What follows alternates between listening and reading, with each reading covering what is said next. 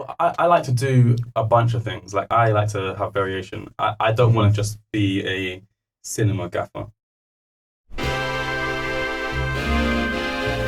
The Tungsten Show. So, welcome to the Tungsten Show, guys. Today is our third episode, and it's a special one. It is a special one. It's our first one with a guest. Yes, and we have a very special guest tonight. It's Nathen Ford. Hello. Welcome. Here he is. Thank you so much The for inviting legend. me. Thank you. He's young gaffer. How long you been working in the industry?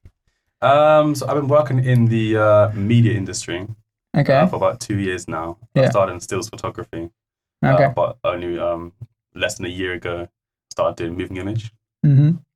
So here you go. 2 years in moving image and already gaffer. That's quick. That's yes, quick. Yes, Yeah. very quick. I feel like I've because I had a background in lighting with stills anyway.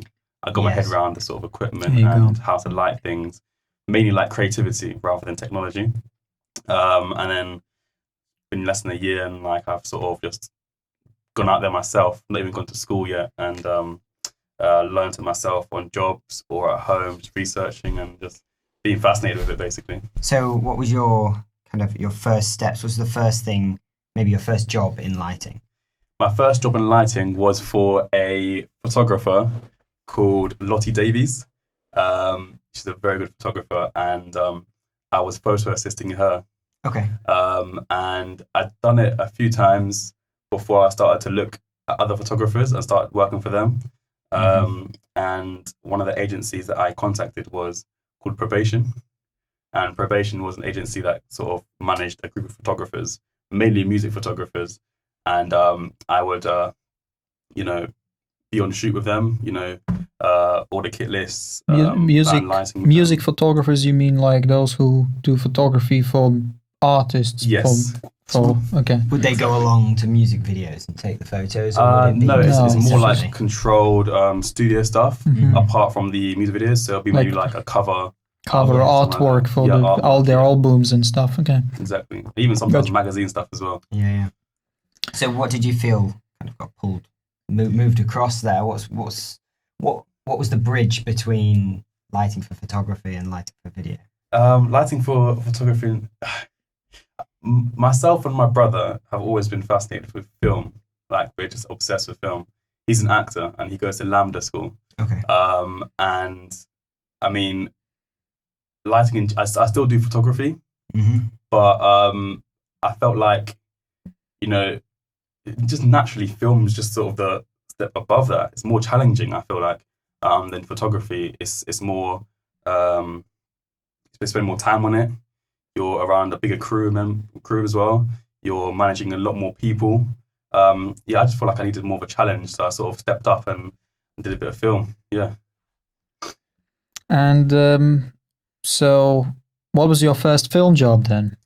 My first short film, it was terrible. I went to a thing called the NYFA, which was an organization that helped young people get into the film industry. Okay. And I applied to it. It was a 2-week course, and I was put in a group of people, different departments, and we got along really well. But it was very stressful stuff. Like, it was only 2 weeks to write the thing, to come up with an idea, write it, prep for it, and then shoot it within 2 weeks. It was so stressful. Never heard about that organization. It's very they're on their way up more. Like, it was the year before me, there was only like half the people that were there when I was there. So they're getting more people involved and people interested as well. And they're collabing with a lot more like production houses like Procam, I think Paramount as well, maybe. So, would they have what sort of kind of kit would they be using then? Very minimal stuff. Like I think it's like a 5D Mark III as a camera. And then because I worked in a studio, we used my studio and my studio's lights to film the whole sequence. And yeah, I guess I had an advantage in that because I had space to work in with my team rather than the other teams that were on the NYFA who had sort of like just the park or their dorms. And I had the equipment as well because it was in the studio. So in the end, it turned out all right for what it was, but the fact that we had more kit and more space made it seem a bit more like professionally made. Yes, yeah, of course. So you were using constant lights for that then? Yeah, so with the photography that you were doing, you must have been using constant lighting for that as well. So with photography, there was one photographer that always uses continuous lights. Any other photographer that I work with doesn't. Her name is what's her name? Rebecca Nine. Okay. So every shoot I'm on with her, she's always using like continuous lighting. I think it's a preference, you know. With me, continuous lighting is easier to work with because whilst you're prepping and designing the light on set, you can really you can use your eye more and see what works and what doesn't work in the moment. You flash it, you see the result rather than when you have flashlight, then you are kind of, working with your arranging. You flash it, you see the picture. Okay, now I have to adjust it. Now you have to take another picture to see adjusted. I'd say you can make smaller tweaks with constant lighting. 100%, I guess 100%. quicker. Yeah, it's quicker as well, and it's not like there's no time to sort of. With flash photography, you need your light meter on both, but with photography, you need to set it to like flash mode and then have the radio remote in your hand, and rather than just continuous lights, you know, you can easily see the colors as well. Yes. And it's just easy to work with, I guess. Well, the thing is, Nathan, I met you in Back to event, which is the interesting part because why do you get there? Why did you? Is it because of that company that helped you to get in film industry? Did they invite you to come and be part of Back to Speaker? So I've been working with a woman called Paula for a while now. Paula is an amazing person. She is, I believe, a location manager. And you know, when you're getting into film, especially like the big stuff, like feature films, you never really just start like as a Sparky. So I'm at the stage now where I'm sort of doing more Sparky work on like features. But I was doing a lot of location marshalling. Okay. And she knows a location company house that they don't own a certain area, but they have deals with certain boroughs, and it's called Film Fixers. Film Fixers, yeah. Film Fixers. Do you know them guys? Yeah, it rings a bell. No, yeah, absolutely. So Film Fixers, they have deals with Camden and Islington. So when a production wants to shoot in Camden or Islington, they'll go to Film Fixers because they know the people that own that land or have some sort of ownership over that sort of area. And I was in Film Fixers, did a couple of features with them. Then because Paula is a location manager, she knows Sue Russo, who's also part of Film Fixers. So I just got to know her really, and I guess I'm part of Beck 2 now. Remember? Yeah, you joined on that event when I met you, right? I didn't join on that event. I officially joined a bit later after it. Yeah, because I just sort of like got to know what Beck 2 is about. I think Beck 2 is so important. It is, isn't it? It's really important, and they really do like support people in the industry a lot. And I'm actually getting my public liability insurance through them. So they support you in that kind of way. I think that's the best part of Back to have the public liability insurance, which you need, which you literally need for working as a freelancer. There's no other way. We'll put a link. We'll put a link in the description. Definitely. So you said normally people don't start work as sparks on features. Yeah. So would you recommend then for those people who want to become lighting technicians on the features, even in a trainee level, would you recommend them trying to get on any other position before? Yeah, 100%. There's a sort of hierarchy in the film industry. It's really like sort of out there, but the bottom tier of people that are sort of newcomers are always either location marshals or runners. You really want to sort of get into that before you get into anything else, because being a location marshal, you're dealing with all departments, so you know what everyone does, and it just teaches you. It gives you. It allows you to appreciate the lower roles as well. Exactly. Appreciate people that are below you, or people who aren't as in the sort of the creative field, but are still sort of busting their ass to sort of get the shoot up and going. And then it also sort of it makes you humble. Yeah. Most of all. But it's a good intro because you're not as you don't have responsibility. Exactly. Too much responsibility. It's not that much pressure on so you. if you fuck up, then doesn't matter, sort of. That's fine. Yeah, I think we'll say yes. Okay, so if I mess up, as a location marshal, the whole shoot isn't ruined, or no one really sort of cares too much. But yeah, you want to start in that role kind of first, and then sort of move on to doing the roles that you want to do.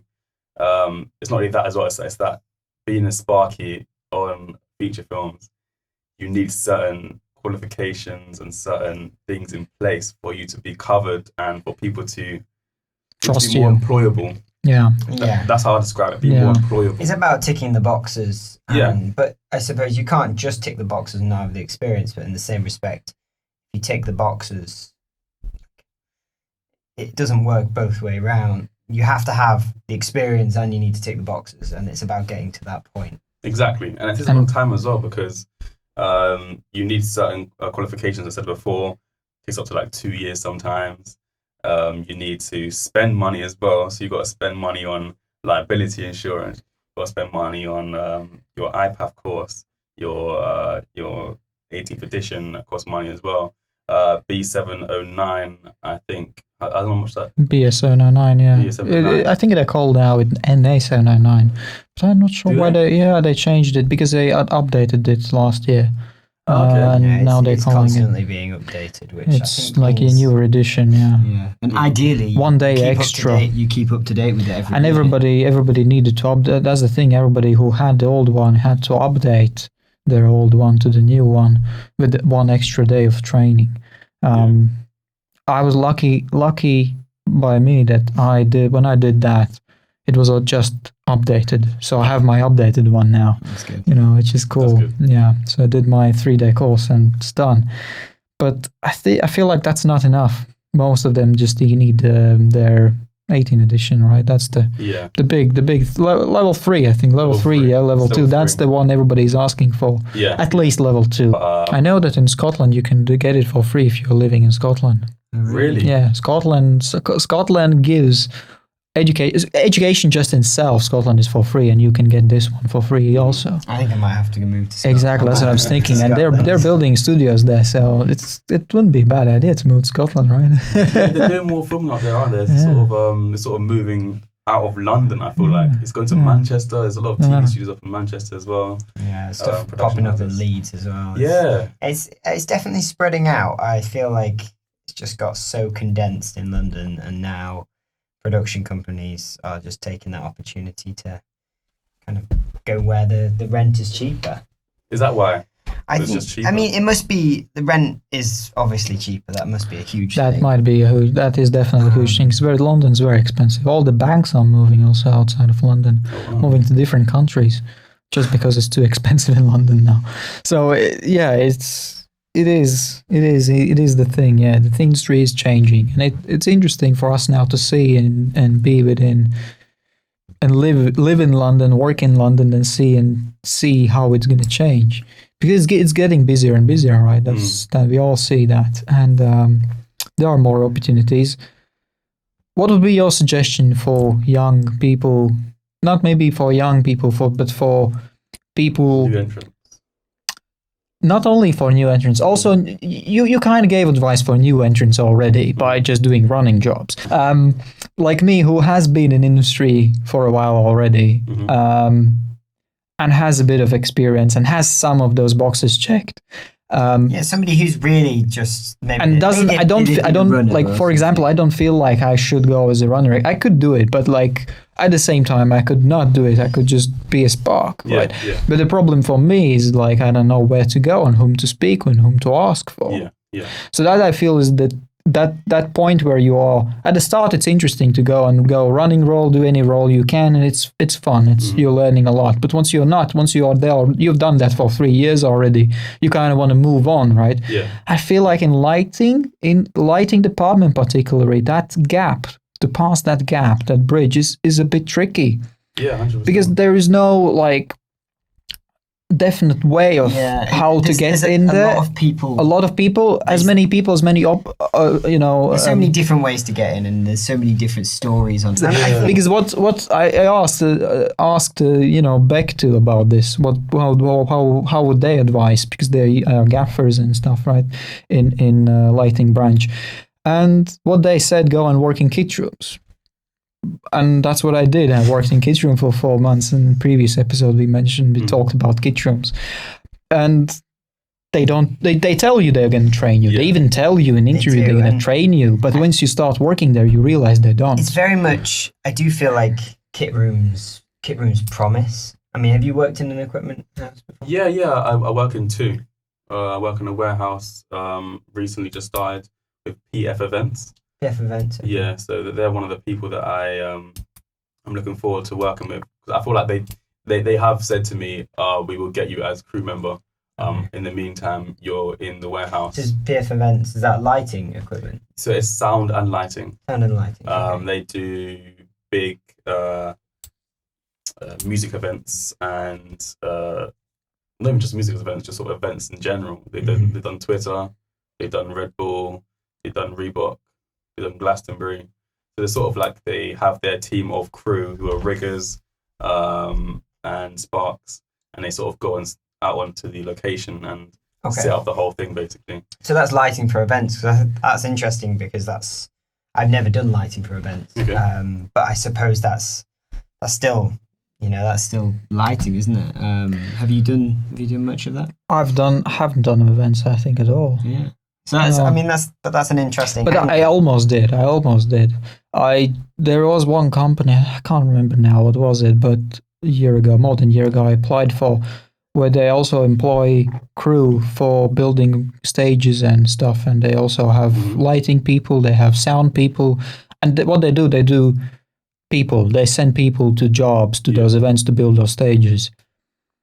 But that company was like so dodgy. I went to that interview and they explained me how they work, and what basically they asked me. It was 0-hour contract, which is okay, fine. Yeah. And then they are like, but you have to be on phone and you have to be able to pick up our phone when we call you for a job and be ready to go on job at any point of time. We might give you 1 hour's notice, we might give you a day's notice. You have to be ready. I'm like, wait a minute, so I have to be on the phone all this time, so I'm working. But at the same time, not working, not getting paid. Yeah.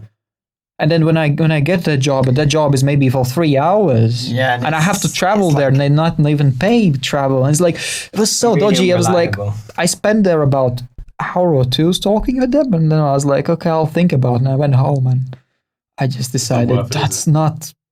And he said, and he basically said, I need people who are willing to work hard, work a lot.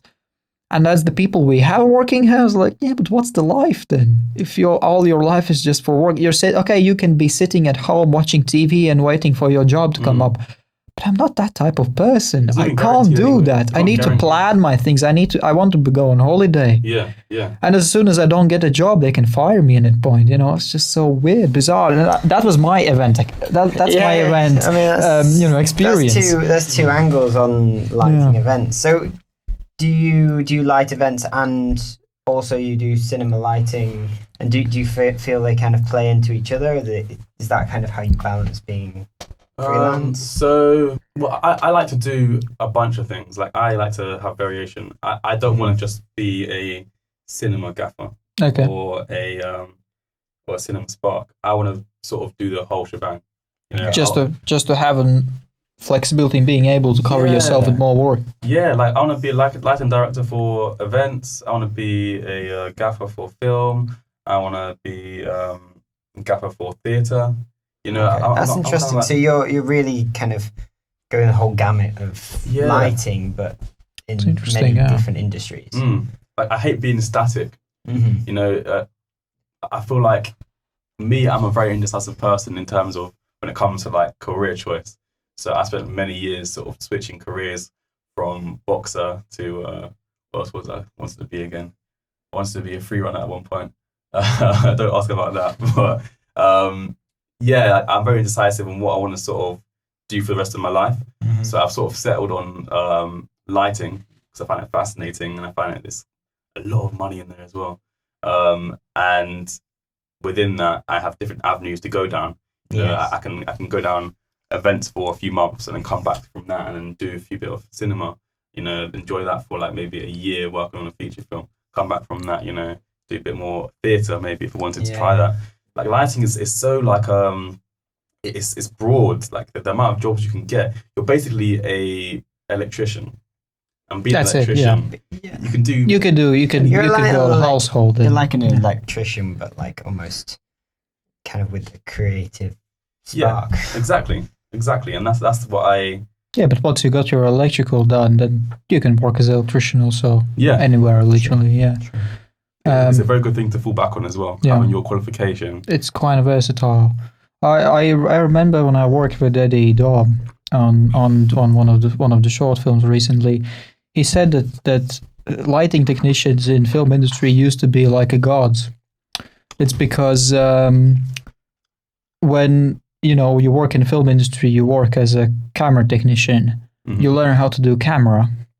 Where else your skill is transferable? It's not really. You can't just go out in different industry and apply same skills you learned in cinema. Work with the film cameras. Yeah. It's a way different world. It's very specific and niche. Whether lighting technicians are also electricians, and because they're electricians, they can go and work on any job in any industry they want. So they used to have a lot more. They used to have weight. Exactly. They had a bit more power because the film industry know that they have to respect them and treat them well. Otherwise, they're just not gonna be there. Yeah. They're just gonna choose different industry which pays better. Yeah. So that's why they were always well paid. But that was like 40 years ago. It has changed. I'm not talking about the start time when it was 40 years ago. Yeah. It's easier to get in. It's easier to get in on the kind of the low budget stuff. We can regard ourselves as gaffers so much more quickly than people have in the past. True. But you didn't necessarily need to work as a gaffer to make a good living by that time. Where nowadays it's a bit more harder in that sense. What's the last project you were on then? The last cinema project you were on? It's been a while because I'm prepping for this 6-day shoot we have literally 2 days from now. Ooh, wow. I can't even remember what it was on last. It was probably a music video. Okay. Mm-hmm. We shot it. That's it. It was a music video. We shot at home. Okay. And it was a downstairs bedroom scene we had. It was like blue feel light, and then green, like shooting through the window and hitting the wall, creating like a sort of blind sort of effect on the wall. Yeah. So that was the last one I'm on, and that was pretty. It was pretty easy. It was pretty easy. It wasn't like too hard of a day. It was just sort of one setup and then sort of moving lights around. I don't like working with stands. That's one thing I'd say. Grip. I hate working with stands. That's why in the film industry they have rigging crew and lighting crew, where lighting crew takes the light, rigging crew puts the stand for the light. It's a bit funny, but that's the way the industry works. As long as there's lighting riggers, Yeah. There's camera riggers and lighting riggers, different departments, which is a very niche thing. And it's not in Europe like that. His grip is sort of like a combined department for lighting and camera, right? grip. I believe so, yeah, but by calling like key grip works. Key grip is the main guy of all the grip. Yeah. But I believe he's more down to camera route rather than, and then there are riggers for grip for lighting, which is completely different thing. When you get to the much larger sets, it's infinitely big. But it's interesting. It's very British to have them separate. Where in Europe they don't do it. Well, like I was on the Chernobyl, right? In Chernobyl, all the electricians did all the rigging, and that was fun, to be honest, because I liked the rigging because we rigged with scaffs, we rigged cars, we rigged big trucks with scaffs and put sky panels hanging in front of those cars. It was fun to build them, you know. But all the electricians did all the rigging work at the same time, so there is no this separation. Whether in UK there seems to be, you know. That's interesting. It is interesting. It seems that Europe is saving money. And the UK is being lazy. I do enjoy a bit of rigging as well from time to time. I like sort of using my brain and my initiative to figure out, right? Like, how to put that light there. Yeah, it's fun part of it. I like rigging when you've got to get a light somewhere that to start with. You go, we need it there, but we can't put it there. Yeah. You go, well, how are we going to get it there? We need it there, and that's what's going to look best. It's the creative part. It is. Yeah, technical, really but very creative at the same time. So did you do many music videos then, or is kind of... Yeah, I did a few music videos. There was last one was the one I did a few like a week ago. Mm-hmm. Before that, there was probably 6 more. The most memorable ones were the ones. Yeah, go on. Tell us about your the best. I can reveal the artists because it's not even out yet. It was shot last year, like October, but it hasn't been brought yet. It was like the grading was supposed to be done beginning of this year, but I haven't heard anything from it. But that was a good one. We shot in a whole house to ourselves, and we had a few big bits of lighting. So what sort of lights were you using on that then? I think it was either an M18 or D25 for to shoot light through the windows. Mm-hmm. And then we had a couple of light mats. What else was there? There's a lot of grip stuff as well. I rigged a lot of T-boned black drips. Okay. Just to sort of black out corridors and black out windows and control the spill and that. That was a really good one with a few 650 juniors as well. That's one of the ones I found very fun to sort of rig because there was like a loft area where you had to sort of boom a light mat over and drape it and skirt it around and control the light spilling. And a lot of colors were used as well. So there's one whole scene with like a whole rack of reds. The whole room was just red, basically. Sounds like music videos. Yeah. Colors, reds, music videos, their red, colors. Blue, greens, all that kind of stuff. But that was the most memorable one, yeah. And what would be your normal line of work like? What would be your most jobs you do? Most jobs. Yeah. So what type of stuff regarding film? I wouldn't maybe touch much of events or that stuff, but like regarding film industry. Mostly short films. Mostly short films. Definitely mostly short films. Mm-hmm. I'll get a lot of requests of that. And how do you get them? How do I get them? Yeah. So I have a few connections with production companies and people. Do you feel you get most through like kind of just word of mouth? I know the best ones are the production companies that I gaffer for and I spark for most of the time. So there's two production companies that sort of always call on me. One of them is Fully Focused. Okay. The other one is called Windows Zero. And there's a few people in that. Are you talking in terms of gaffering and sparking? Well, yeah, or just sort of like a combination. Combination, yeah. And I have a few DOPs as well that call me on when they have a shoot. Yeah. Nice. I'm not that like their personal gaffer, but they know you're reliable. They know I'm reliable, and they know I'm there, and I'm sort of free when I am free. And where do you meet DOPs? Where do I meet DOPs? On jobs. Okay. I mean, like it's either. So there's one DOP called Daniel. I met him on a job that I sparked on. It was a music video. So I've done a couple of music videos with him as well in the past. One of them was the one I said that was memorable. Met him. Then I work with this other DOP called Domi. Very good person, very good friend. And she gets jobs sometimes, so she calls me on.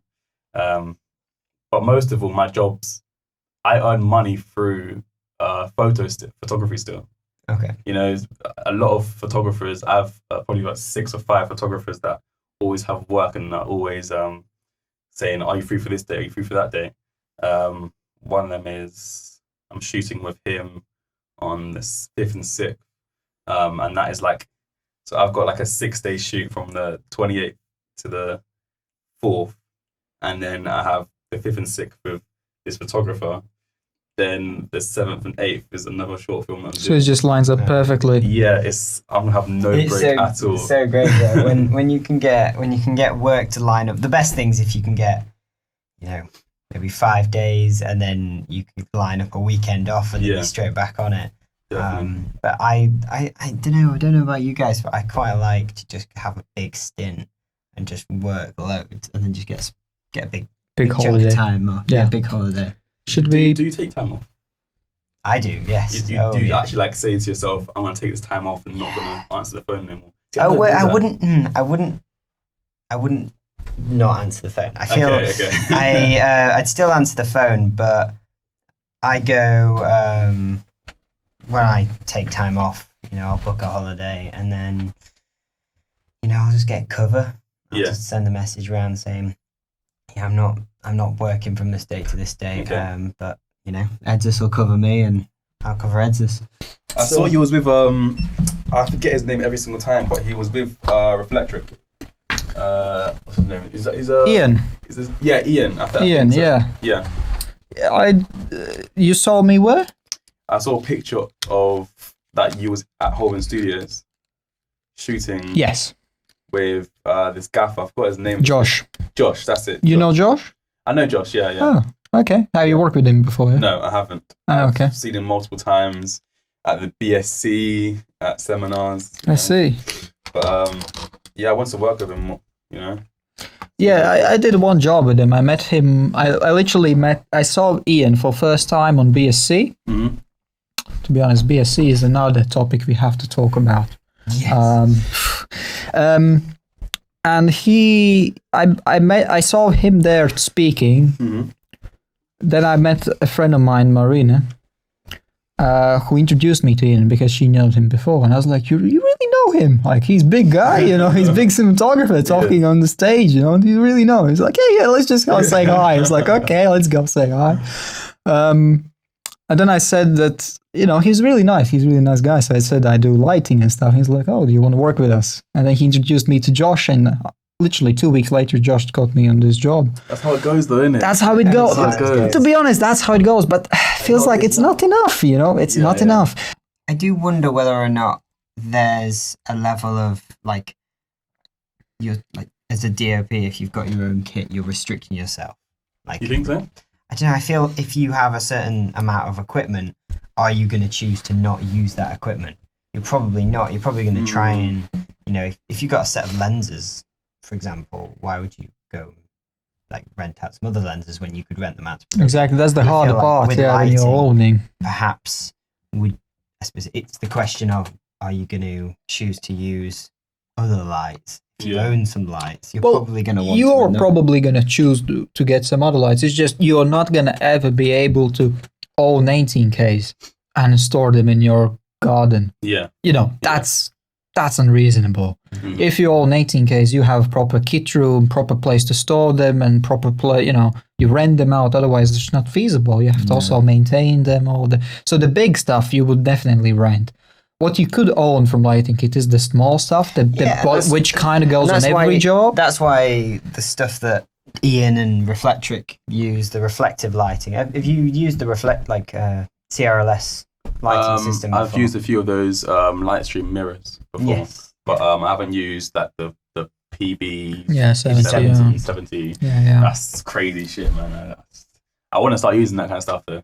It looks really cool, man. No, it's brilliant. It's brilliant fun. So what did you think of when you're using the Lightstream system? What was your... It was good. I mean, the one thing that you have to make sure is that, so the mirror set, the mirror kit, it doesn't work as efficiently as you think it would. I agree. Because you need parallel beam lights. At least to get the most output out of it. Exactly. So if you're using like when I sent that plan on Instagram, and you told me about with the Joker with a source 4 lens might work. Yeah, it really makes a difference because you need to get the most out of those kind of mirrors. You need can't have much spill and you lose a lot of intensity and light. You need sort of like parallel beams.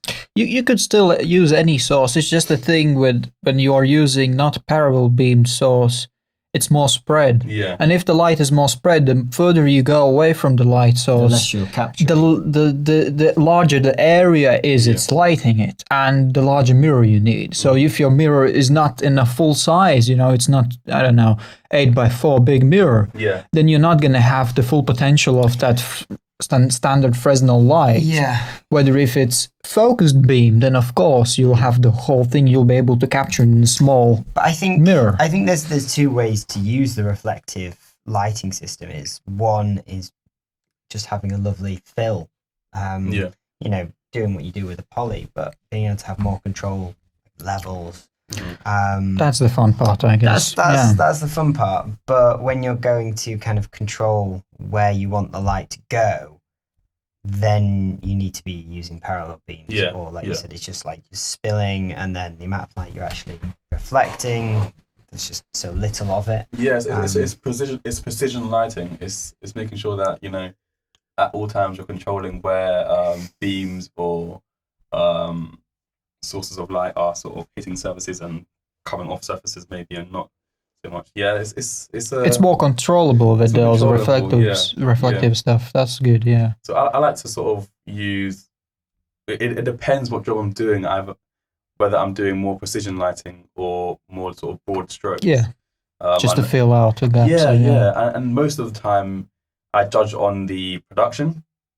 So I got a production coming up now on the 7th, and we're a good crew.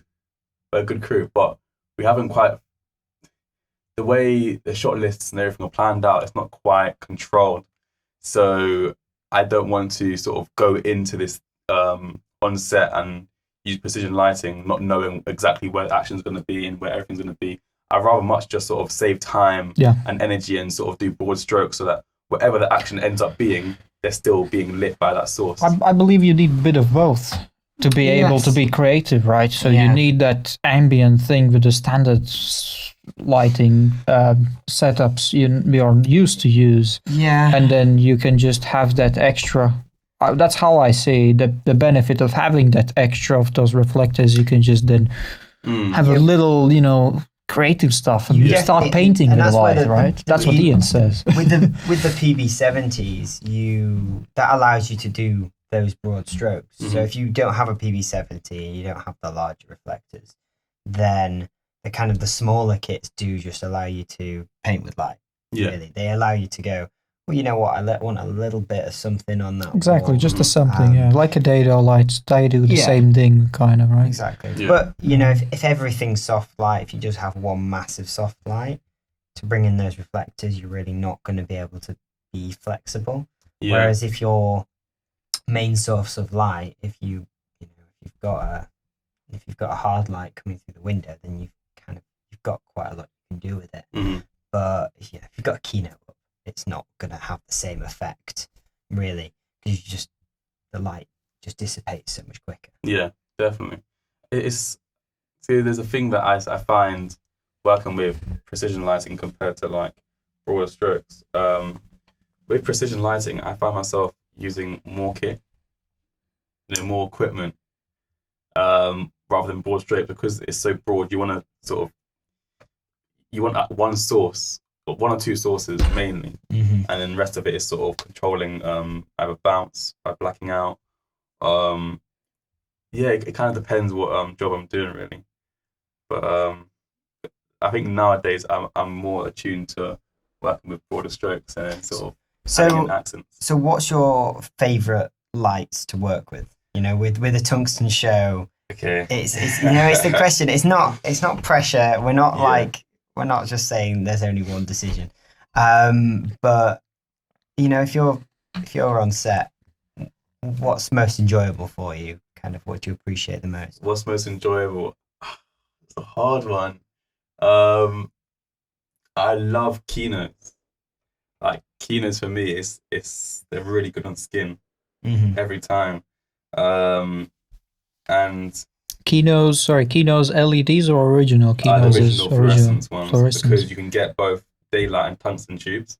So you have sort of 2-in-1 kind of thing, or 3-in-1, because it's fluorescent as well. So it illuminates a lot sort of softer on the skin. So I think for me, Kinos are a good shout. They're becoming more cost effective as well for the kind of the low budget.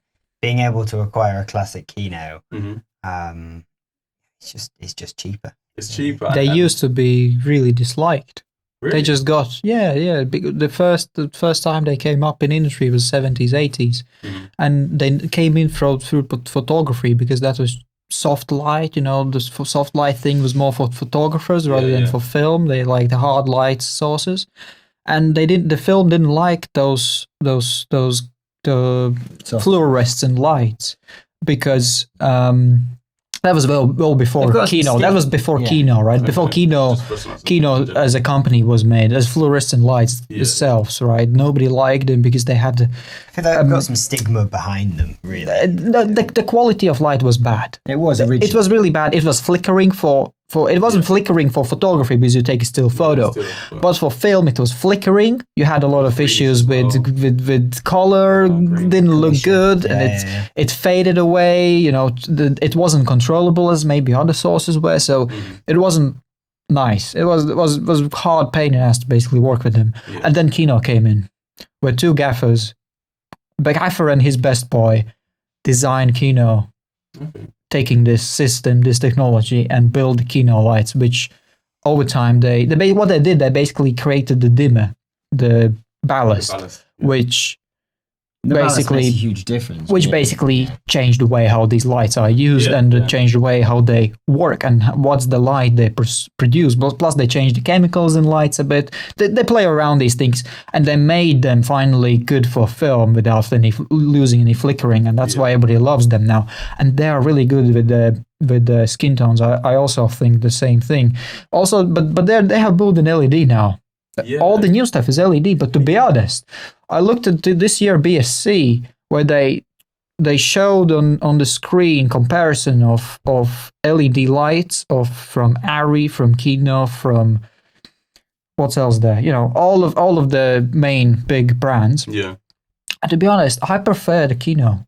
On the skins, I prefer the Kino. They have really some good stuff. Well, you probably could now dial in the color you could probably adjust. You could probably adjust sky panel. You could adjust any of those lights to make them also look good. Kino seems to be like you turn it on, and it just works. Boom. Yeah. And I think they've done a really good job of like just working the color science in them to really. Yeah, I heard about that as well. That's the thing. Yeah. Like they've done certain settings for certain cameras. I told you to bring us your favorite tool. Yeah. Did you bring yours? I did bring it. Would you like to show it to us? I can show it to you. Don't look it right now. This is our thing with our guests that we are trying to ask them to bring their favorite tool, show it to us, and basically all of those who are listening now, also an audio version, they can go on our YouTube channel and check us out there. On the Tungsten Show, basically you search Tungsten Show on YouTube, you'll find visual of this so you can see Nathen himself, how he looks like, and what type of person is he. So this is, so you probably guessed it, it's a light meter. Light meter. Seconic. I think this is very, it's an essential piece of kit, man. You need it. You always need a light meter. This one isn't as advanced as the other ones out there. The other ones can sort of measure color and that. This one is just sort of for ratios. Just exposure, basically. Exposure, yeah. So mostly what I do with this is design the ratio, the contrast ratio, and check the intensity of lights, compared to camera. And that's what Light Meter is for, You sort of dial in, I don't know if you can see in the camera, but you'll see, yeah. You can sort of dial in the settings, ISO, shutter angle. So have you, presumably you've used ones which aren't touchscreen. Do you prefer that? Do you think is it a fad? Is it is it worth the extra money? The ones that aren't touchscreen haven't got enough as much settings.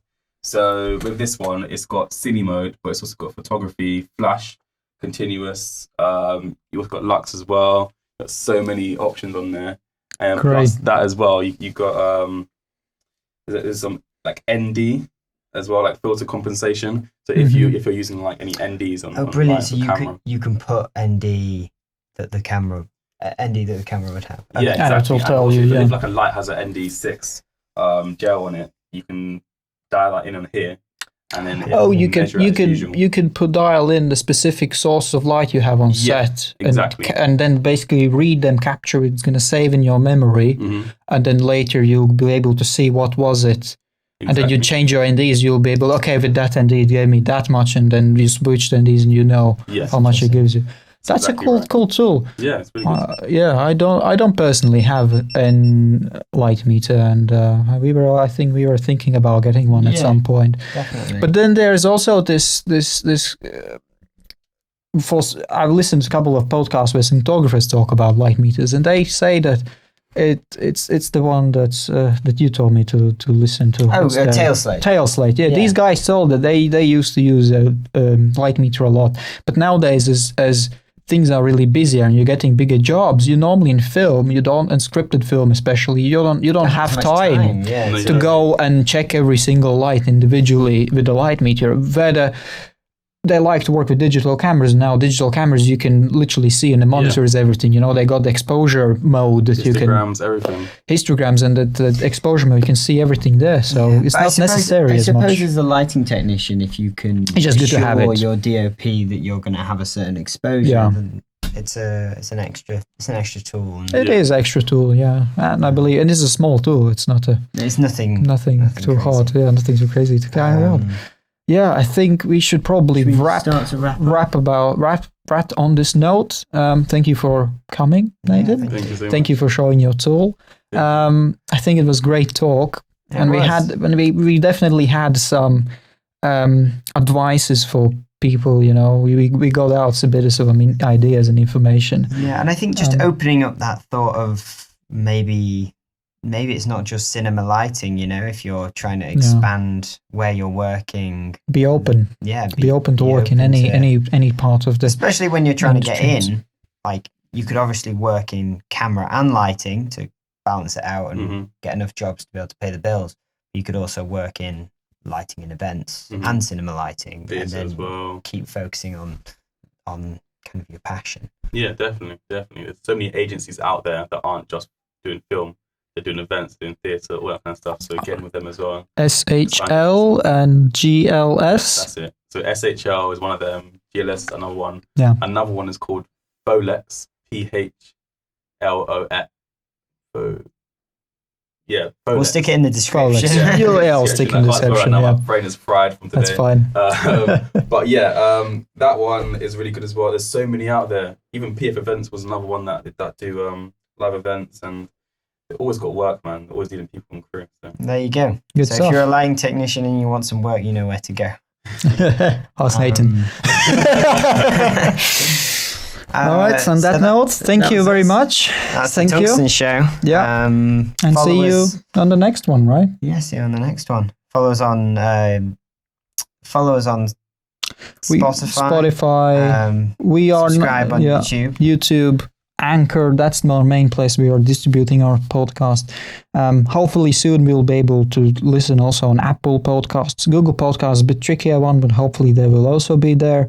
So yeah, just Google us. You'll probably find us somewhere. The Tungsten Show. The Tungsten Show. Thanks, guys. Bye.